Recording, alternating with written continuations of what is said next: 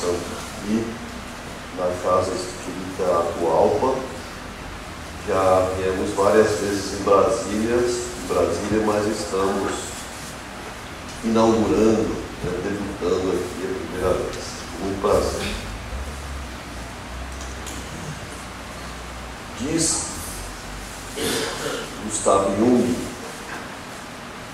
olhe para fora e sonhe, olhe para dentro e desperte.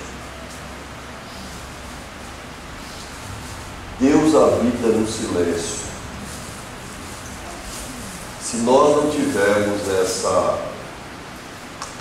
esse exercício de olharmos constantemente para dentro, se nós não tivermos constantemente o exercício do silêncio, nós não entraremos em contato com o mundo espiritual, com as energias benéficas, as intuições, as inspirações, que a espiritualidade maior constantemente nos passa a fim de que nós possamos viver melhor. O que acontece é que nós somos seres dispersos, nós somos seres que a nossa mente, conforme dizem os orientais, é um macaco louco que pula de galho em galho. Então a nossa mente ela é muito descompensada, porque a nossa mente registra muitas coisas.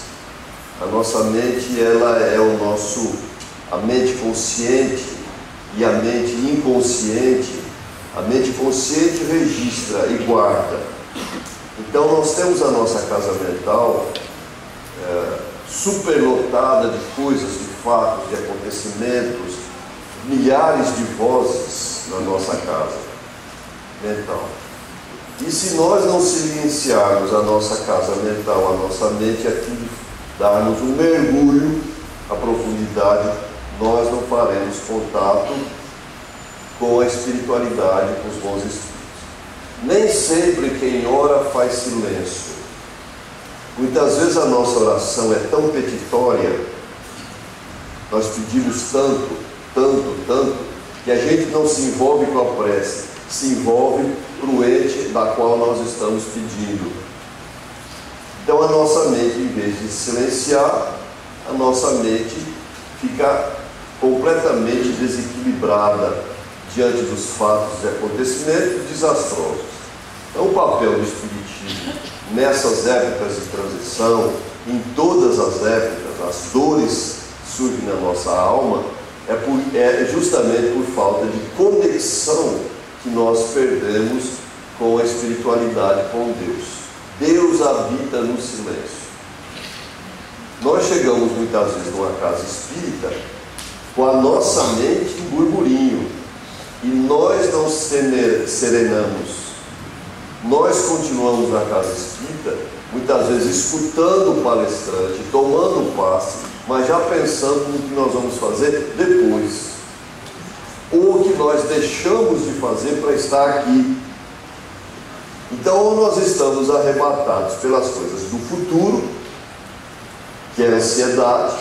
Quando você está preso no futuro, você está na ansiedade. Ou nós estamos conectados com as coisas do passado.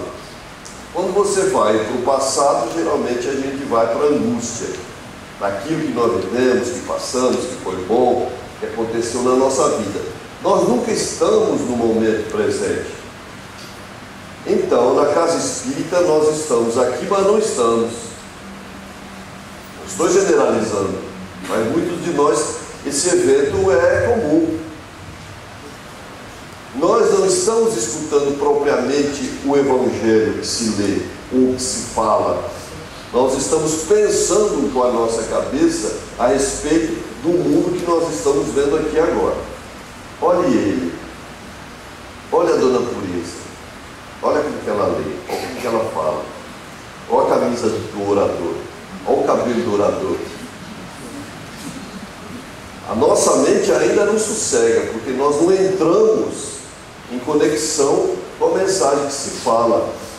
Se ainda entra alguém, chega alguém atrasado, nós saímos da palestra e vamos acompanhando a pessoa que chegou até sentar.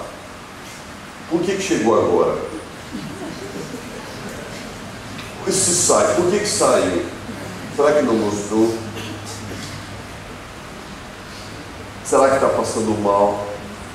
Então a nossa mente constantemente, até disse ontem a respeito de um fenômeno interessante na nossa casa. A nossa casa é perto de uma favela muito grande, tem muitos gatos.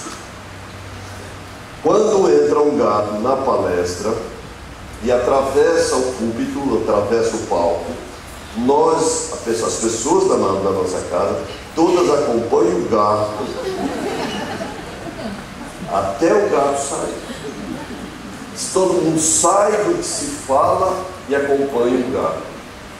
Então o que acontece? A nossa mente, quando ela não quer se concentrar, quando nós não temos esse hábito de silêncio e de concentração, a gente não para.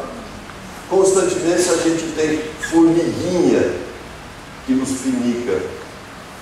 Veja que tem pessoas que não ficam meia hora, 40 minutos sem se levantar, ou ir no banheiro ou ir tomar água. Isso faz parte do nosso grau evolutivo. Os grandes homens, os seres superiores que viveram conosco,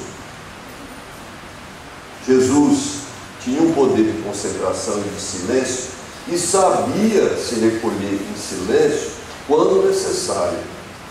Se afastava de tudo e de todos os problemas, diante de problemas sérios que antecediam a sua crucifixão. A cruz lhe esperava. Se afastava no Monte das Oliveiras, se afastava dos apóstolos, se recolhia, né, em silêncio e fazia o quê? Oração. Mas é a oração que faz silêncio. Na oração que fala muito, ajuda, preciso, olha aquilo, aquele desespero. Nossas orações são orações desesperadas. E geralmente nós oramos quando estamos desesperados. Nós não temos o hábito de uma oração diária, no momento certo, ou seja de manhã, ou seja à noite, ou seja à tarde. Nossa mente não nos dá sossego. Por quê? Porque nós não aprendemos a silenciar. As pessoas me dizem, eu começo a ler e eu não consigo me concentrar no que eu leio. Nós não temos a concentração. Eu leio 2 páginas, preciso voltar às 2 depois para saber o que eu li. Eu não guardo. Veja só que essa questão de não guardar, essa questão de você ser hiperativo, porque hoje é uma palavra muito bonita, hiperativo. Parece que nós descobrimos a América, né? Crianças hiperativas e tem adultos hiperativos. Não param. E quando a gente para, alguém nos cutuca porque a gente parou. O que você está fazendo aí parado? Vai trabalhar. O que você está aí fazendo parado? Vai ler um livro.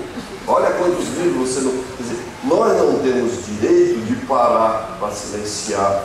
Isso faz parte da nossa vida. Temos que ter esse hábito, porque nós ficamos perdidos, mergulhados, como diz o Espírito Emmanuel no livro Pensamento e Vida. Nós vivemos mergulhados num oceano de pensamentos e de sentimentos, e nós estamos constantemente interagindo com esses pensamentos e sentimentos, e a gente não se dá conta do que está acontecendo na nossa vida. Na verdade, o que a gente quer é ficar bem estável aonde? Na vida consciente. Eu vou no centro espírita, sento conscientemente, tomo um bom passe conscientemente, não me esforço, porque o outro se prepara, o outro o outro estudou, o outro arregimentou energia para me doar, então eu tomo passe, depois tomo água fluidificada, se possível, levo uma garrafa de água para tomar em casa e vou embora. Tranquilo, parece que nós fizemos tudo que era permitido nós fazermos, mas não funciona assim. Sinto muito vos avisar. A salvação, entre aspas, depende de cada um. Cada um se salva por si só. Não existe ninguém que carregue um puta tiracolo. Ah, mas eu conheci o pessoal do Atualpa. Quando eu desencarnar, eu vou pedir para os irmãos do Atualpa. Você vai cansar de pedir. Que você não adianta pedir, você precisa ter eco. Dá a entender o que é ter eco? Você precisa ter, a gente diz assim, precisa ter merecimento. E o merecimento, o que é o merecimento? O merecimento é você se preparar para solicitar e para ser escutado. Ouve quem tem ouvidos de ouvir. Veja quem tem olhos de ver. E nós poderíamos acrescentar, fale quem tem possibilidade de falar. Porque muitas vezes você fala e não ouve. Então nós desencarnamos e a maioria de nós ficamos sem eco. Porque nós estamos preparados para o desencarne. Então nós vemos enxurradas enormes, comunidades desencarnadas que vêm na casa espírita solicitando socorro ainda com barulho mental. Com barulho mental. Não, porque a gente nem tem o hábito de dar palpite quando nos pede. A gente é palpiteiro nato. Se você está num carro e tem 3 pessoas conversando sobre um assunto que você não entende, você não fica quieto, você não escuta, você tem que dizer alguma coisinha que parece que você entende do assunto, quando você não entende nada. Você entende sobre isso? Não, eles sobre isso não entendem. Por que você está quieto? Estou escutando. Escuta, nós não escutamos. O outro vem nos falar, a gente fala junto. Então veja, nós buscamos a casa espírita para ter o que? Paz. Será que a gente quer paz? Será que o nosso foco é paz? Ou o nosso foco é receber gratuitamente essa paz, que ela caia no céu como uma bênção gratuita? Paz é conquista do dia a dia. E eu tenho que ter um exercício de paz, de silêncio. Tanto é que quando nós reencarnamos, ou quando nós adquirimos algumas doenças neurológicas, algumas doenças emocionais, o que acontece? A primeira coisa é a nossa cabeça que não para. A gente vai dormir e a cabeça não para. Eu quero dormir, Kiko. Eu quero dormir. Mas a minha cabeça não para. Então eu preciso tomar um Lexotan. Um só não dá conta. Eu preciso tomar 2, 3, Rivotril. Enfim. Por quê? Aí a gente chumba. Parece que a cabeça parou, mas não parou e a gente acorda cansado. Então, os grandes inimigos de nós somos nós mesmos. Não existe briga lá fora. Existe briga aqui dentro. A batalha é dentro de mim. Conforme o que eu sinto, penso e falo, conforme as minhas expectativas internas, as minhas buscas internas, eu arranjo lá fora amigos ou inimigos que são frutos das minhas ideias internas. Então, a nossa desconexão é completa. A nossa. Eu estou me incluindo. Não estou dizendo para vocês como se essa luta não fosse minha. Essa luta é minha. Nós somos farinhas do mesmo saco. Assim, ele é médium. E daí? Médium às vezes é mais perturbado do que quem não seja. não têm privilégios.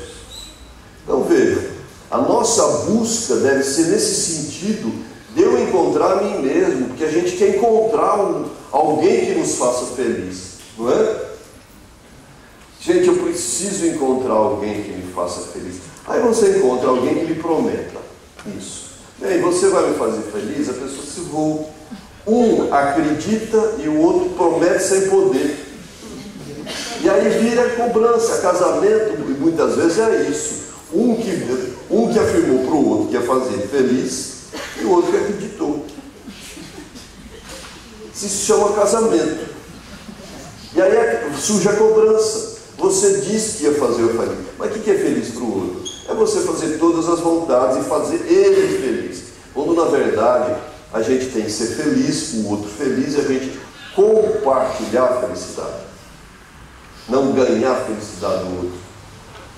Porque as nossas emoções, os nossos sentidos, no início pode ser que nos engane, porque nós estamos olhando para fora, não olhando para dentro, como diz Jung, e sonhando, não despertando. Desperta tu que dormes, disse Jesus, porque nós dormimos, nós somos seres, vamos dizer uma coisa bem bonita, nós somos zumbis. Nós temos tanto filme de zumbi, nós somos zumbis, porque a gente não sabe para onde vai, com quem vai e o que está fazendo. Então a gente vai, vamos lá, que aquele centro é forte. A gente vai. Chega lá, não acontece o que a gente gostaria que acontecesse, a gente vai para outro. Aquele outro diz que é mais forte. Alguém se curou lá, recebeu lá. Então o Espiritismo é uma filosofia, não é um ambulatório médico. É também um ambulatório médico. Aqui a gente cessa as nossas dores e cura as nossas doenças. Mas por aquilo que nós estamos fazendo com a nossa casa mental. Porque aqui é um centro de recursos filosóficos. A nossa filosofia de vida aqui se amplia, porque a gente começa a ver que nós não temos um fim, nós começamos a ver que nós reencarnamos sucessivas vezes, que cada reencarnação é um processo de melhora, que Deus está aí, que os Espíritos estão aí. Essa convicção nos melhora, e cada vez mais esse estudo nos melhora. Mas a gente vem, senta um passezinho, fica quietinho, senta, nem ora, porque você fica só quietinho. Ficar quieto não é ficar em silêncio, porque a gente pode quietar fora, mas aqui está assim, ó. Diz uma antiga lenda que do desapego e da serenidade interior, e essa lenda diz o seguinte. É uma metáfora muito interessante. Os bambus, quando o vento bate nos bambus, os bambus registram o barulho dos ventos. Quando o vento vai, o bambu não guarda o barulho dos ventos. Os gansos, quando passam sobre um lago, o lago registra a presença dos gansos, reflete no espelho d'água.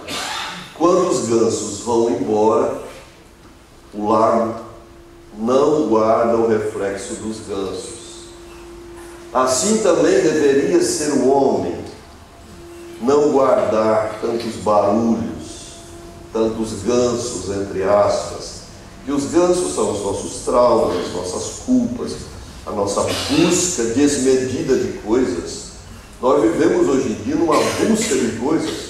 Nós também precisamos ter, não um só celular, mas dois. Nós precisamos ter iPhone, Jesus. Pelo amor de Deus, me consiga um iPhone. Porque as próprias religiões da atualidade viraram religiões capitalistas. Você vai no centro espírita, graças a Deus que nós não chegamos nesse termo, mas se você vai numa igreja protestante, sem qualquer conotação de crítica, porque existem igrejas protestantes louváveis, mas você vai em determinadas igrejas protestantes, lá é um capitalismo que funciona. Você tem que dar para receber, mas dá grana, dá dinheiro. Você quer ser curado? Dê para Jesus. Aí você sai com um carro novo e escreve assim, Jesus que me deu. Nós não vamos entrar no mérito dessas questões, mas eu estou dando um exemplo porque que nós vivemos com a nossa mente de querer. Você me avisa quando é tempo, tá? Então o que acontece? Acontece que nós estamos constantemente em sobressalto. Quando você se une a alguém, você não quer perder aquela pessoa, como se aquela pessoa fosse sua. Você não perde ninguém. A gente só se perde a si mesmo. Quando você se perde a si mesmo, você entra em depressão. Você não sabe o que está acontecendo, para onde você vai, com quem você está. Você perde o sentido da vida, entrou em depressão. Quando você perde a si mesmo. Agora, quando você perde os outros automaticamente vão embora da nossa vida. Ninguém é de ninguém. Ah, mas ele é meu. Tem uma senhora, nossa amiga lá perto de Catanduva, onde eu moro, no estado de São Paulo. Ela disse assim, Kiko, eu li um livro que chamava Ninguém é de Ninguém, mas o meu marido é meu. Ele não é de ninguém, é meu. Eu falei, mas minha irmã, você sabe que a gente desencarna e às vezes vai para outras paragens, outros lugares. Ah, não, mas ele vai voltar sempre comigo. Ele é meu. É a possessividade que se chama. Ninguém é seu. Nós estamos juntos momentaneamente.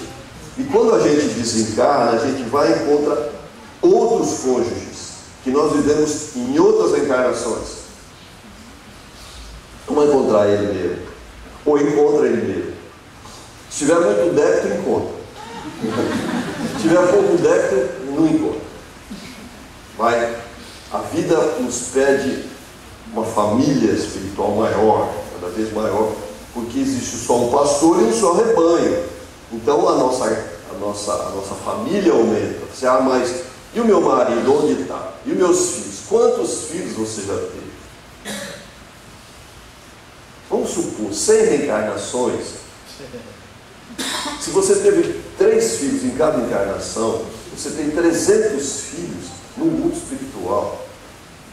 É lógico? Ou não é lógico? É lógico. Se você teve 100 reencarnações, fazendo uma suposição, e você nessas 100 teve 60 esposos ou esposas, e cada encarnação é um esposo, uma esposa, você não volta sempre com medo? Nem Deus ia fazer essa judiação com a gente. Sempre o mesmo. A gente muda. Quer dizer, quando a gente desencarna, a gente encontra uma série de entes queridos.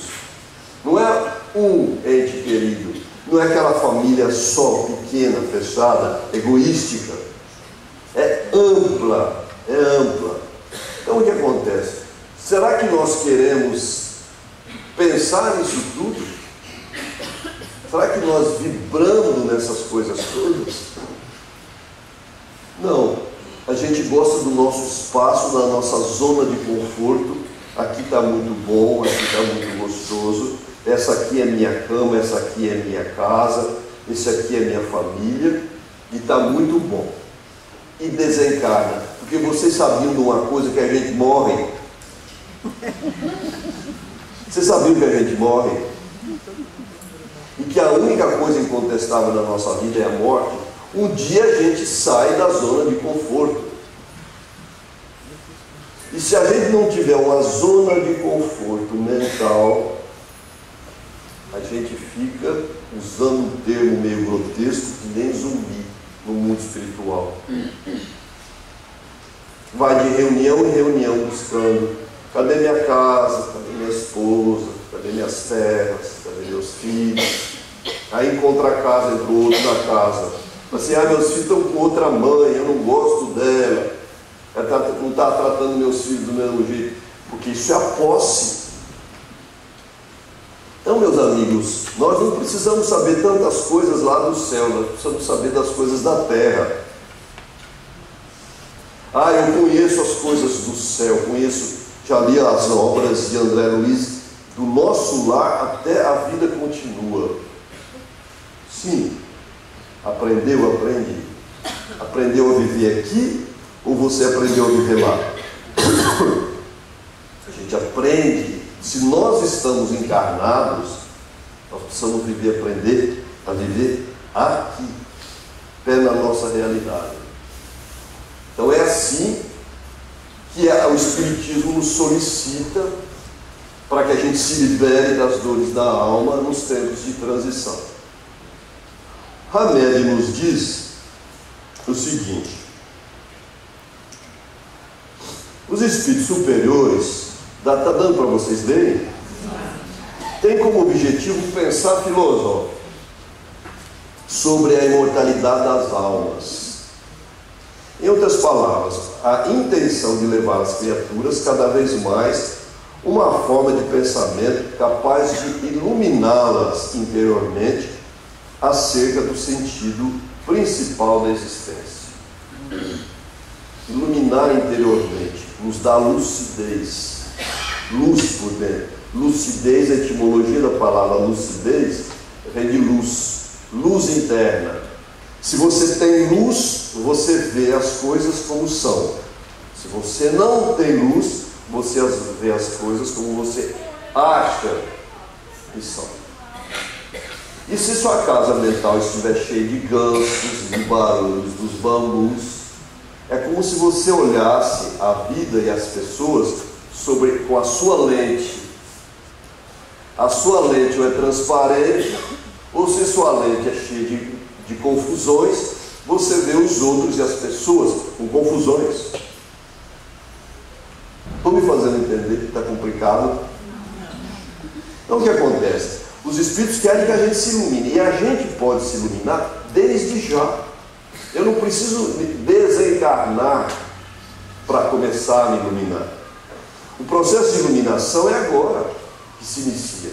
Eu começo a ver, eu começo a silenciar. Quando alguém fala comigo, eu presto atenção no que a pessoa fala. Eu já não vou embolando junto. Veja em família como que nós convivemos em família. É uma beleza. A gente senta para almoçar e não almoça. A gente briga. Vem assuntos diversos. A gente começa falando uma coisa bacana. Daqui a pouco vira tudo. Por quê? Porque a nossa mente, ela não é iluminada. E a gente já começa a achar que o outro está falando, o outro está dizendo. A gente lembra de uma coisa que aconteceu, joga para frente. O que se chama desenterrar defunto. Entendeu? Os defuntos são essas coisas que nos perturbam a mente. Esses defuntos, desenterrar defunto, é guardar coisa, é guardar o barulho do vento lá. De repente, uma hora ele vai para frente. E a gente briga. Então, nós precisamos o quê? Criar lucidez. Quando você vê nos santos uma aura iluminada, isso quer dizer que eles são lúcidos. Não é uma luzinha que eles têm de neon. E a gente quer assim, eu quero ter tanta luz, o espírito é de luz. Ele tem claridade interna, ele vê mesmo as coisas. Jesus via a intencionalidade das coisas. Senhor, essa moeda, devemos ou não pagar a César o tributo? Ele via a intencionalidade da pergunta, porque ele tinha a luz. Me mostre a moeda. Está aqui na esfinge. De quem é essa esfinge? De César. Dê a César o que é de César, dê a Deus o que é de Deus. Veja, ele via. Ele era uma mente lúcida, clara. E outras tantas passagens de Jesus, ele via a intencionalidade das pessoas. Devemos apedrejar essa mulher, conforme a lei de Moisés. Ele via as pessoas que iam apedrejar a prostituta, ele via que as pessoas também tinham faltas, erros. Ele dizia, atire a primeira pedra aqui, quem estiver sem pecado.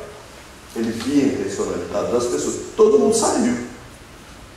Então veja, é essa possibilidade que nós precisamos gradativamente adquirindo ver a intenção das pessoas.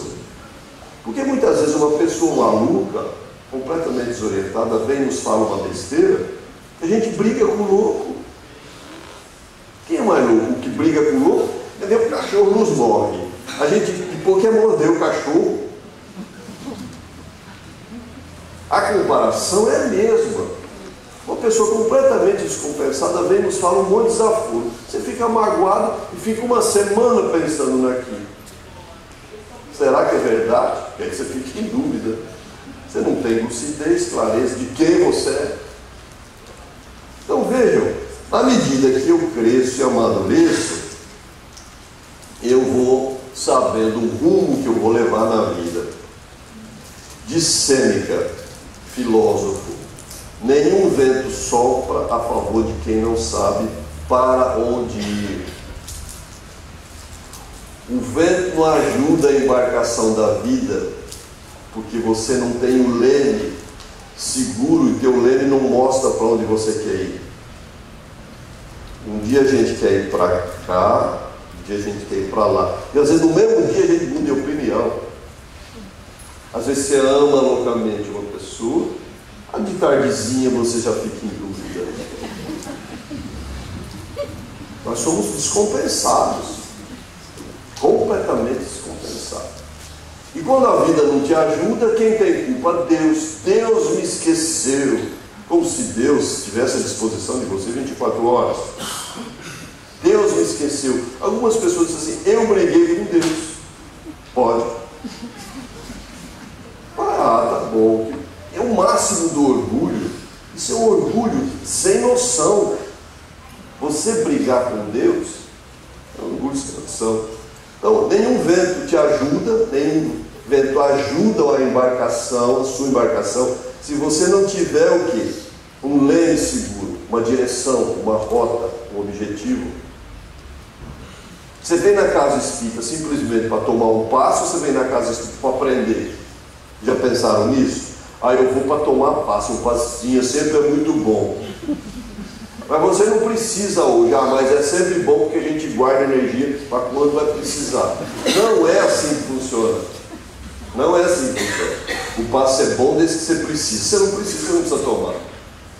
Você faz de tomar passo um ritual. Ritual.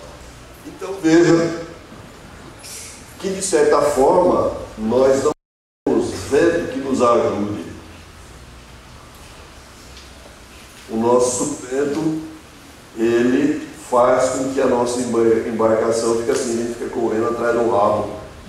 Sabe querendo pegar o rabo? Sabe o cachorro que fica pegando, querendo pegar o rabo? A gente fica rodando em círculo. A gente vive num ciclo perverso. Ninguém me ajuda, ninguém me ama, ninguém me quer, ninguém liga para mim, o mundo é cruel, as pessoas são cruéis. Eu vivo sozinho.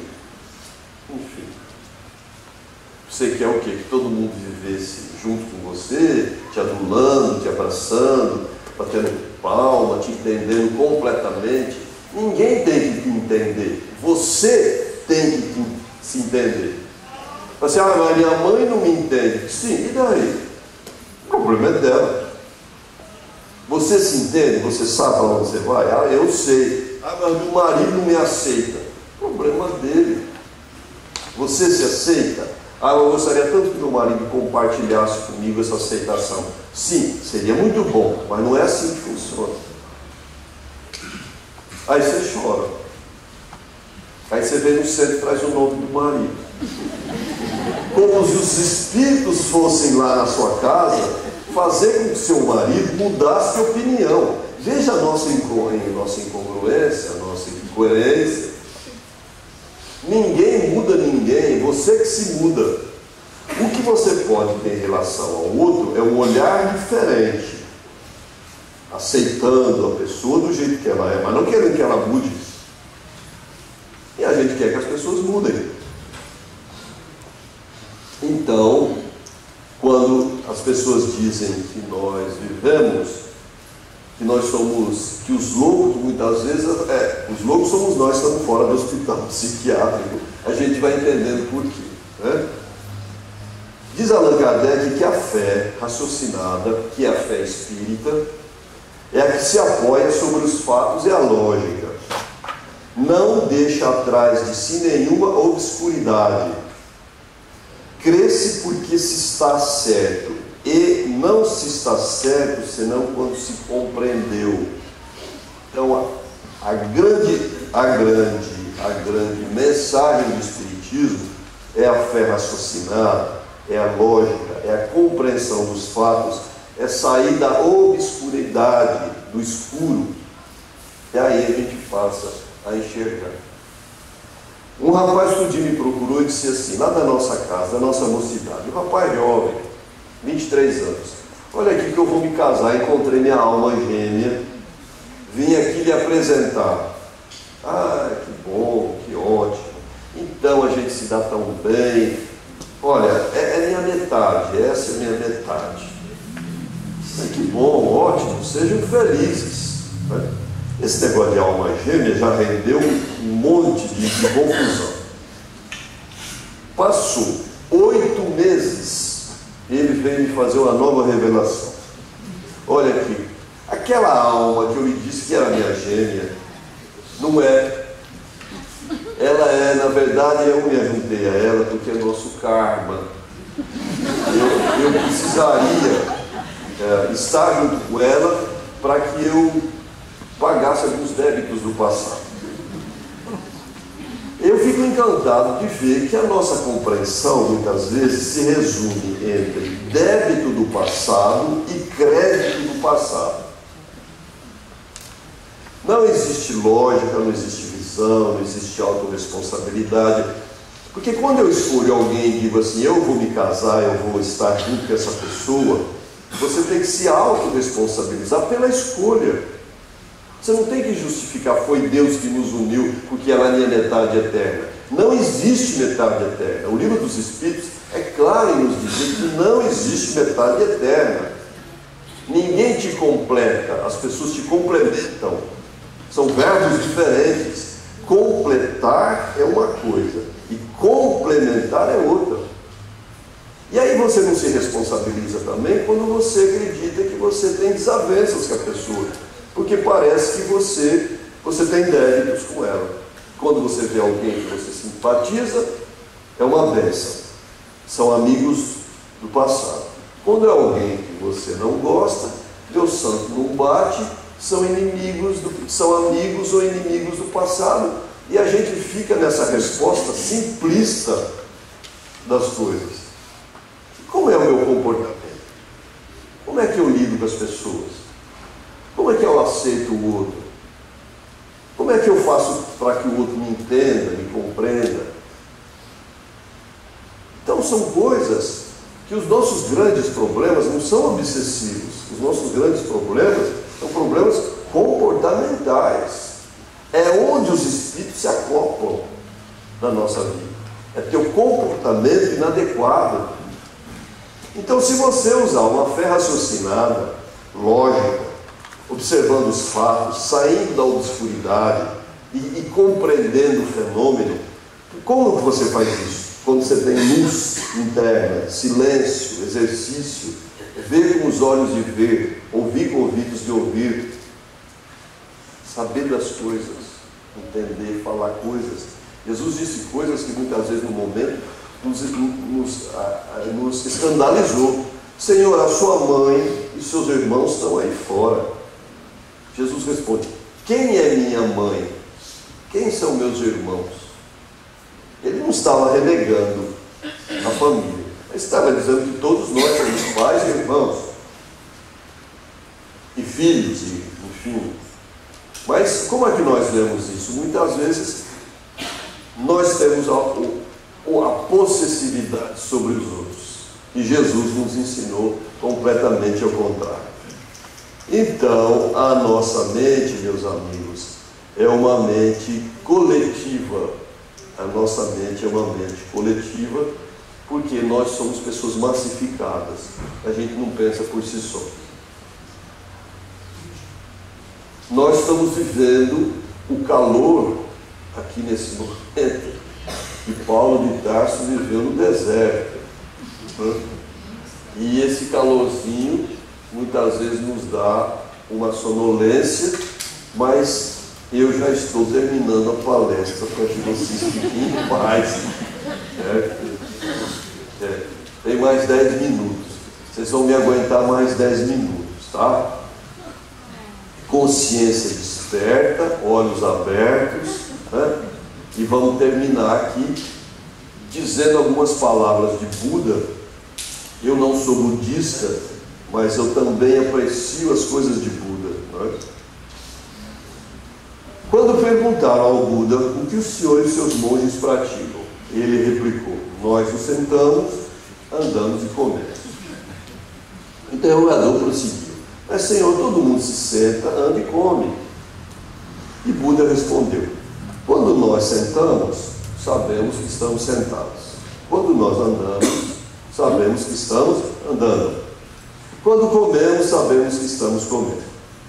Pois na maior parte do tempo estamos perdidos no passado ou somos arrebatados para o futuro. Veja só. De novo uma mensagem de você estar aonde você está, de você aceitar a sua presença no lugar que você está. Quando você senta, você senta. Quando você anda. Quando você come, você come. Se você senta para comer já pensando em sair, quando você sai, você já pensa que já chegou. Quando você já chegou, você já pensa em voltar. O que acontece conosco? Acontece que nós não fazemos digestão tranquilamente. E quando a gente senta, não senta, quando a gente come, não come. A gente não está ali. A gente fica com gastrite, fica com úlcera. E o que acontece? Acontece que depois a gente fica mal, vem o centro, toma passe, e a gente vai dizer: deve ser algum obsessor que me persegue, porque é impossível toda vez que eu como essa comida me fazer mal.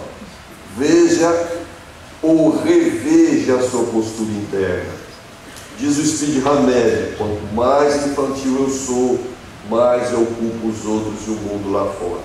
Quanto mais maduro eu sou, mais eu assumo responsabilidade pelos meus atos, por tudo aquilo que faço, o que estou fazendo. Mas eu preciso ter olhos de ver. Se eu não tenho olhos de ver, eu não vejo. Eu brigo. Eu crio confusões. A briga, disse no início para vocês, é interna, não é fora. A briga é eterna, é interna. Então, desejo para vocês nessa manhã essa reflexão. Guardem os gansos, guardem os ventos, pratiquem o silêncio. Uma vez no dia comece esse exercício. 5 minutos, depois de algum tempo 10 minutos, 15 minutos está ótimo, porque você sai com a casa mental lúcida, tranquila, para você poder perceber e ver as coisas cada vez mais, cada vez mais, cada vez mais, porque senão a gente sai desesperado, agarrado num pedaço de pão, comendo pela rua, viu? Então a grande mensagem se refere a isso. O Espiritismo tem imensas mensagens, mas uma das mensagens do Espiritismo é essa: quando orardes, não fazais como os fariseus hipócritas. Se recolha no seu quarto e em silêncio ore a Deus com palavras simples. Isso nada mais era que Jesus nos ensinando a se voltar para nós mesmos no silêncio. Eu não quero aqui trazer uma mensagem nova para vocês, porque essa mensagem é antiquíssima. Mas talvez eu esteja apresentando essa mensagem com uma roupagem nova, de uma maneira nova, né? Não sou dono da verdade. O que vocês escutaram que eu disse, gostaram, guardem. Se não gostarem, joguem fora. Há muito tempo eu não tenho mais essa pretensão de ser aceito e entendido por todos. Não vim aqui trazer uma verdade, vim aqui trazer uma reflexão para vocês. Reflitam sobre isso, analisem sobre isso, né? Porque o que acontece? Acontece que à medida que eu vou fazendo essa transmutação interior, a minha vida transcorre mais calma, mais sobre as minhas rédeas, não sobre as rédeas dos outros. Eu comando a minha vida, não os outros comandam a minha vida. Então, se cuidem, se amem, se protejam, se perdoem. Vocês vão viver com vocês para sempre. Isso que é duro.